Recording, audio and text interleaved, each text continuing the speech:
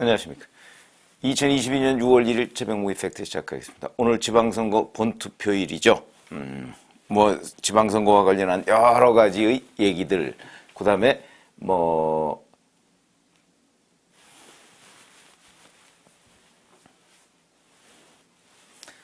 안녕하십니까. 2022년 6월 1일 최병무 이펙트 시작하겠습니다. 오늘 지방선거일이죠.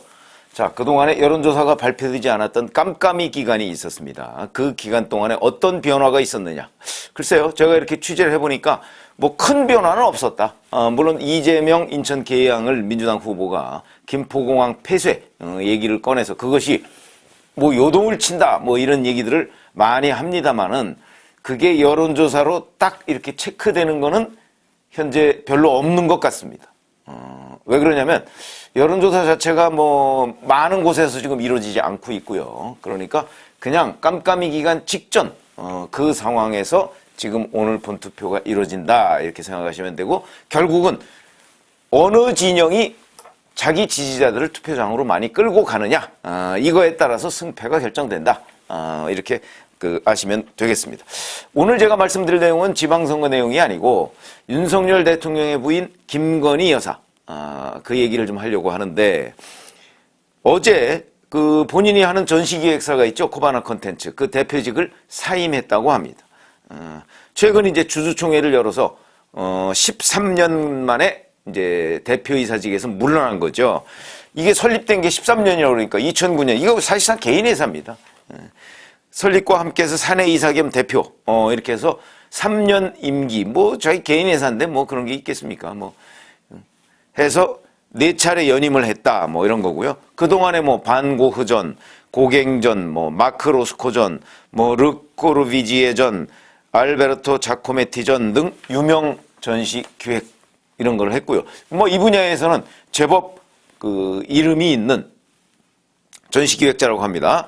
2015년에는 미국 국립박물관 이런 데서 작품을 빌려와서 기획한 마크로스코전, 이걸 가지고서 그해 예술의 전당 최다 관객상 이런 거를 받기도 했다는 거죠. 마크로스코는 잘 아시다시피 미국 추상표현주의 미술의 대가라고 합니다. 이 문제는 지난번에 바이든 대통령 왔을 때도 직접 김건희 여사가 그 설명을 바이든 대통령한테 했을 정도로, 그러니까 바이든 대통령도 마크로스코가 누군지 안다 이런 얘기 아니겠어요?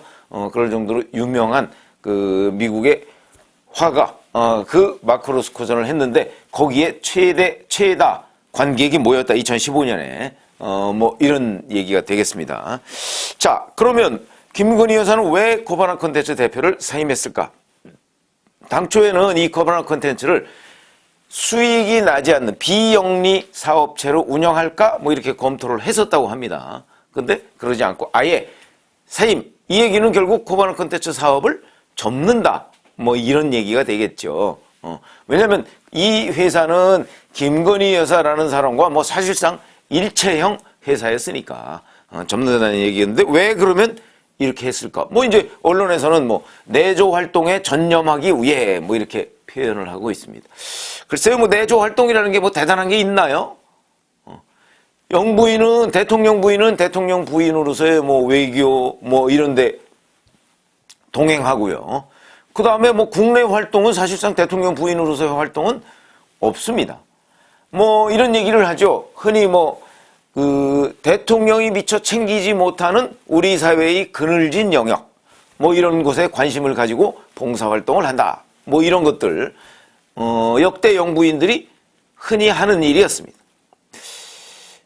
그런데 대통령 부인을 이제 이른바 관리하는 제2부속실이라는 게 있었죠. 이 제2부속실은 윤석열 대통령의 후보 시절에 폐지하겠다 이렇게 얘기해서 실제 폐지했습니다.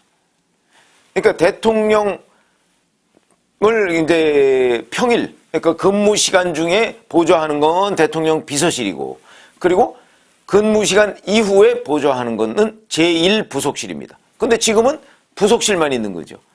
제1부속실은 이제 대통령이 퇴근한 이후부터 다음날 출근하기 전까지, 그게 제1부속실이고요. 그러니까 제1부속실장이 야간에는 사실상 대통령 비서실장 역할을 하는 겁니다. 얼마나 막강하겠습니까? 과거에 잘 아시다시피 제1부속실, 그러니까 지금은 이제 부속실이죠. 그 부속실장, 그 대표적으로 비리에 연루된 사람이 YS 정부 때 장학로 씨 아니었나요? 장학로. 거기 그때 부속실 왔다 갔다 하면서 부속실에 봉투 하나씩 놓고 가는 이런 일들이 다반사였다. 그래서 뭐 심지어는 그 당시 검찰 수사 기록을 보면 집에 와서 뭐 이쪽에서 뭐 봉투 한 2개, 뭐 이쪽에서 뭐 거의 매일같이 이쪽에서 뭐 봉투 한 서너 개 뭐 이렇게 막 꺼냈다는 거 아닙니까? 그게 다 그 당시 돈으로 100만 원, 200만 원 이 정도 같은 그 당시 5만 원짜리 없을 때니까 그 정도 같은 봉투를 뭐 몇 개씩 꺼냈다. 거의 매일같이. 그건 무슨 얘기냐면 그러니까 대통령이 퇴근한 이후에 대통령을 만나거나 아니면 청와대에 들락거리는 사람은 다 부속실장 관할이니까 그 부속실장을 거길 그냥 일종의 통과 의례로 봉투를 하나씩 놓고 가는 겁니다. 그럴 정도로 막강하다. 근데 제1부속실이 이러면 제2부속실은 어떨까? 거의 버금간다 이런 얘기들이 많이 있었습니다. 자, 그러다 보니까 늘 이 대통령 부인과 관련한 여러 가지의 구설 많았습니다. 그런데 대통령 부인에 대한 수사 한 번도 이루어진 적이 없죠. 대통령 부인한테 이렇게 접근하다가 뭐 이런저런 이권 개입을 하고 한 그런 사람들이 처벌받은 적은 있습니다. 그게 이제 전두환 전 대통령 부인 이순자 여사 그 처가 사람들 많이 뭐 구속되고 뭐 그랬죠. 그랬던 것처럼 그 주변 사람은 수사를 받고 단죄를 받은 적이 있지만 실제 대통령 부인은 그런 적은 없다. 그렇다고 대통령 부인이 그러면 비리에 연루되지 않았느냐? 그렇지 않습니다. 저는 이제 뭐 법조 출입하면서 이제 제가 법조 출입할 때는 전두환, 노태우 전 대통령 비자금 수사, 12.12 5.18 수사 뭐 이런 걸 할 때거든요. 그때 그래서 이제 뭐 기사로 쓰지는 않았지만 그리고 이제 그건 또 나중에 이제 들은 얘기 당시 수사팀한테 뭐 이런 것들을 종합해 보면 대통령 부인에 관한 비리도 상당히 있습니다. 심지어는 비자금에 직접 손을 댑니다. 대통령 부인이. 그런데 처벌 안 받았죠. 뭐 그런저런 여러 가지 정치적 비화가 있는데 왜 제가 이 말씀을 드리냐면 대통령 부인에 대한 관리가 그만큼 중요하다는 거죠.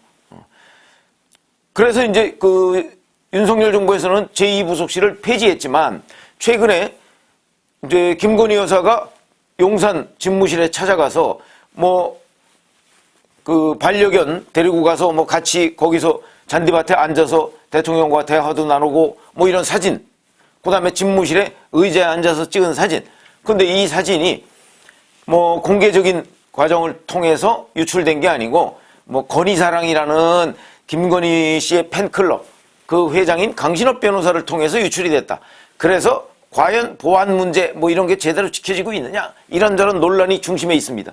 저는 뭐 그런 정도는 별 문제 없다고 생각하지만 그래도 그냥 따지고 보면 뭐 문제를 삼을 수가 있죠. 왜 그러냐? 청와대 지금 대통령실은 보안시설이기 때문에 저는 그런 것들도 그 피사체 그러니까 사진을 찍었는데 그 뭐 윤석열 대통령 김건희 여사 뭐 이런 인물을 찍은 사진 아닙니까? 거기에 무슨 뭐 대통령 집무실에 무슨 문서가 나오긴 합니까? 거기에 뭐 일반한테 알려져서는 안 되는 무슨 구조가 있는 것도 아니고요. 그런 점에서 이 보안시설이라는 것도 앞으로는 전체가 다 보안시설이니까 뭐 요만한 거 하나도 유출돼서는 안 된다. 저는 그렇게 생각하지 않습니다. 그러나 어찌됐든 간에 야당에서 문제를 삼을 수는 있겠죠. 그러다 보니까 이제 김 여사를 케어할, 서포트할 공무원이 필요한 것 아니냐? 당연히 필요하죠. 그래서 대통령 비서실에서 이렇게 얘기했습니다. 김 여사가 앞으로 활동할 때 보조할 기구가 필요하다는 문제의식을 갖고 있다. 부속실 내에서 김 여사만을 담당하는 게 아니라 김 여사 업무도 같이 담당할 수 있는 직원들은 필요하다는 인식을 하고 있다. 뭐 이렇게 이제 얘기를 하고 있습니다. 그러니까 당연히 김 여사를 담당할 공무원이 이제 앞으로 생기길 모양인데 처음부터 제2부속실 차원은 아니어도 영부인 담당, 대통령 부인 담당 공무원이 아무도 없다. 이건 말이 안 되는 거죠. 이거는 윤석열 후보가 당시에 워낙 부인 리스크가 크다 보니까 그걸 좀 과격하게 그냥 지른 측면이 있다. 없애버리겠다. 지른 측면이 있는데 그때 조금 더 신중하게 생각을 했다면 없앨 수는 없고, 그러나 제2 부속실은 없앨 수 있죠. 그러나 그 담당 공무원을 없앨 수는 없다. 있어야 한다 하는 것이고, 그 다음에 이제 또 하나 뭐가 문제냐면, 결국은 이거 코바나 콘텐츠 이게 비영리 사업 위주로 뭔가를 한다고 하더라도 그걸 주변, 이제 김종인 전 비대위원장이 왜 그런 얘기 했었죠? 파리 때 얘기를 했는데, 대통령 부인한테 쏠리는 파리 때는요, 어마어마합니다. 그거 뭐, 웬만한 기자들은 다 알고 있습니다. 정치부 기자 좀 오래 한 사람은 다 알고 있어요. 어떤 사람들이 접근해서, 이거 냄새 난다. 굉장히 많습니다. 특히 어디에 관여를 많이 하느냐? 인사 문제입니다. 인사 문제에 관여를 하죠. 이거는요, 제대로 밝혀지지도 않습니다. 왜? 대통령 부인이 어디에다 직접 지시하지 않습니다. 다 남편을 통해서 합니다. 그거 우리가 흔히 백엔머리 송사라고 하죠. 그 부부가 환침대 쓰는데 거기서 이번에 누구 했다는데 그 누가 좀 괜찮대요. 그러면 그게 대통령이 옛날 같으면 민정수석실에 누구 어느 자리에 괜찮다는데 그거 한번 검토해 보시오. 이렇게 얘기하면요, 민정수석실에서 검토 안 합니다. 그냥 임명하죠. 그냥 괜찮습니다. 그러고 임명한다니까. 이런 것들이 이제 사고가 나는 겁니다. 인사검증이 거의 이루어지지 않고 있습니다.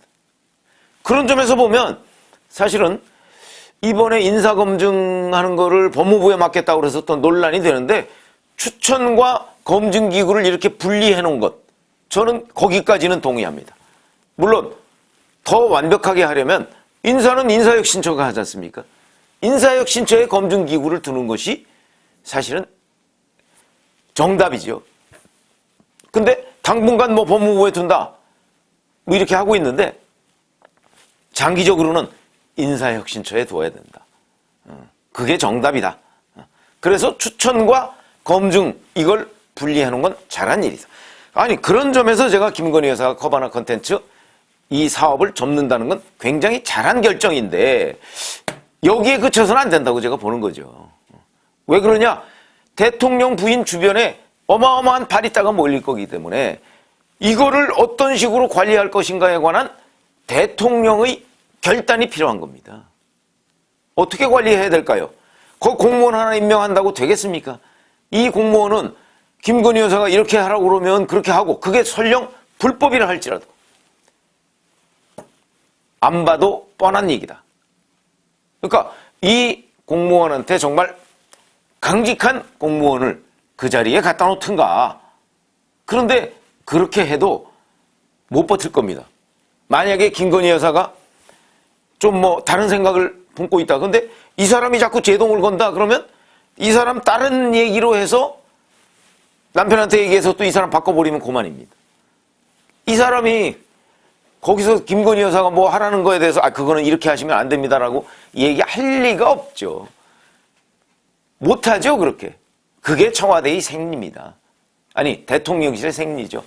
권력기관의 생리입니다. 그런 점에서 본다면 김 여사가 코바나 콘텐츠 대표이사직을 내려놓은 거, 이거는 매우 잘한 결정이고, 여기에 그치지 말고 김 여사 주변을 관리하는 사람, 그거는 김건희 있기 때문이라서가 아니고 대통령 부인이기 때문에 관리할 사람을 제대로 임명하고 정말 소신껏 일하는 사람을. 근데 그거 쉽지 않다. 그러니까 또 거기에 그쳐서는 안 된다.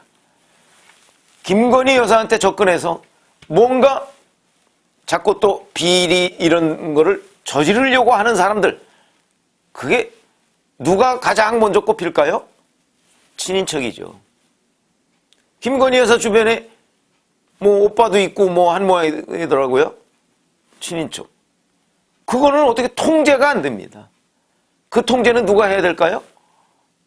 그게 이제 과거 친인척 관리를 하는 청와대 민정수석실에서 합니다. 그거를 친인척 관리.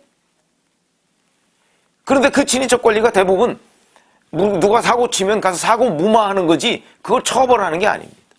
그래서 늘 문제가 되죠. 문재인 대통령도 민정수석으로 재직하던 당시에 노무현 대통령의 친형이죠. 노건평 씨. 뭐 말들이 많고 여기저기 뭐 이권 개입한다고 하니까 직접 내려갔지 않습니까? 김해에 내려가서 그 노건평 씨한테 경고를 한 게 아니고 오히려 그걸 무마하고 돌아왔습니다. 그래서 노건평 씨가 나중에 대통령도 뭐 자기 동생도 뭐라고 안 하거든요.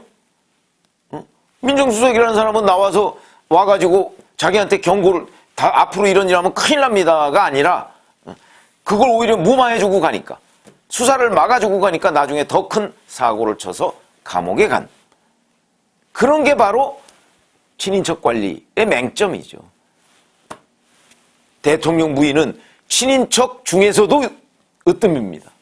그렇기 때문에 제가 볼 때는 보좌할 기구 물론 있어야 하고 코바나 콘텐츠 대표직 사임 정도 가지고 만족할 일이 아니고 여기에 대통령은 물론이지만 대통령 부인에 접근하는 여러 가지 특히 그 친인척들 이 사람들을 어떻게 통제할 것인가 하는 부분 그걸 이제 민정수석실이 없으니까 그것도 없습니다. 그걸 누군가가 해야 된다.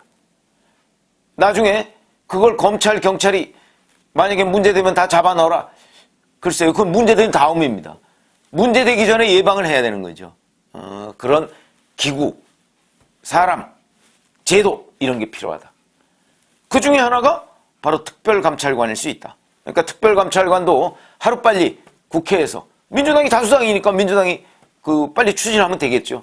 국회에서 특별감찰관 서로 여야 간에 협의를 해서 임명을 해야 될 거고요. 그럼 대통령은 임명해야 됩니다. 거부할 수가 없습니다. 그러니까 해야 될 것이고 그 외에 이 비리를 원천 차단하기 위해서 역대 영부인들의 뭐 보도된 거는 그렇게 많지 않습니다만은 영부인들의 여러 가지 문제점들을 잘 검토를 해서 영부인을 관리할 어떤 기구나 인원 반드시 필요하다. 그래서 오늘 코바나 콘텐츠 대표직을 사임했다는 거, 뭐 이거는 저는 뭐 바람직하다 이렇게 제가 말씀을 드렸는데 여기에 그쳐서는 안 되고 앞으로 추가로 드러날 수 있는 여러 가지의 가능성 이런 부분에도 대비하고 준비하고 지금 그 기구를 만들지 않으면 나중에 호미로 막을 일을 가래로도 막지 못하는 그런 사태가 벌어질 것이다. 그거는 그냥 저희의 그 정치부 기자 경험으로 역대 영부인들이 늘 그랬습니다. 그런 점을 염두에 둬야 될 것이다. 오늘은 그런 말씀을 드립니다. 고맙습니다.